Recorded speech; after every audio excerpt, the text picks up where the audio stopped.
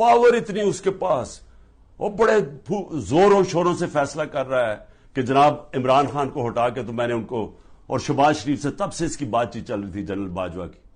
اب تو آج خواجہ آصف کا بیان آ گیا کہ ابھی ایک سال میری گورنمنٹ کو نہیں ہوا تھا، وہ کہتا تب سے سوچ رہا تھا کہ اس کو گرانے کا. بھئی تمہیں اس کی حیثیت کیا تھی؟ الیکٹ کر کے میں آیا ہوں، پبلک کے ووٹ سے میں آیا ہوں، ذمہ داری میری ہے، لیکن اس نے فیصلہ کر لیا. اور یہ یاد رکھیں کہ یہ جو آج ہو رہا ہے یہ ملک کے ساتھ، یہ سب سے بڑا جنرل باجوہ اس کا ذمہ دار ہے. آپ کو پتہ ہے کہ جو ہم نے آئی ایم ایف میرے پاس آئی ملنے ہیں، جو ہم نے، کیونکہ گورنمنٹ ڈیفالٹ کرنے جا رہی تھی اس لیے ان کو یہ $3 ارب آئی ایم ایف کا چاہیے تھا. آئی ایم ایف کی سٹینڈ بائی اگریمنٹ کی اس لیے ضرورت ہے کہ ہم ڈیفالٹ کرنے جا رہے ہیں. ڈیفالٹ کا مطلب یہ سمجھ جائیں کہ جس وقت پاکستان ڈیفالٹ کرتا، ہماری یہ جو معیشت کے ابھی حالات ہے اس لیے بالکل ہی بیٹھ جانا تھا، کیونکہ فنڈنگ ہی باہر سے ختم ہو جانی تھی.